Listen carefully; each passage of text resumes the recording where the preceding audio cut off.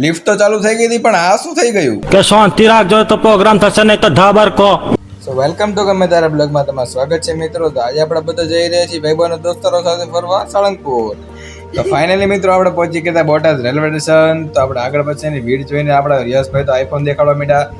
પછી તો આપણે બધા બસમાં ભેગા થઈ ગયા. પછી બધા ભાઈબંધ દોસ્તારો બોલે દીધી બાકાજી કી. પછી તો આપણે બધા ભાઈબંધ દોસ્તારો પહોંચી ગયા સાળંગપુરના બસ સ્ટેન્ડ. પછી આપણે મંદિરની અંદર એન્ટર થઈ ગયા. પછી જોઈ લીધા હનુમાન દાદાની મોટી મૂર્તિ. મંદિર પાસે પહોંચ્યા હતા કે બધી ભીડ હતી. તો ભીડ ના જોઈને બધા કન્ફ્યુઝ થઈ ગયા. બધા ઉતારવા માંડ્યા વિડીયો. પછી હું વિજયભાઈ તરકીબ લઈને અંદર કરી ગયા. અંદર આવે તો આપણને હનુમાન દાદાની મોટી મૂર્તિ દેખાડે. આપણે વિડીયો ઉતારી લીધો એનો. તો આપણે હનુમાન દાદાના દર્શન કરી નીકળી ગયા હતા. આગળ જવાનું હતું સ્વામિનારાયણ મંદિરની અંદર.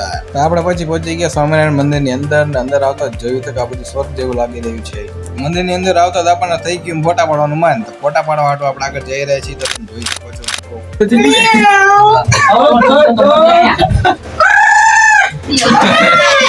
પછી તો આપણે લીમડી જવા માટે બેસી ગયા ટ્રેનમાં. તો ફાઇનલી મિત્રો આપણે પહોંચી ગયા છે લીમડી. તો તમને આ બ્લોગ સારો લાગ્યો તો લાઈક ને સબસ્ક્રાઇબ કરતા જજો. મળીએ આપણે નવા બ્લોગ.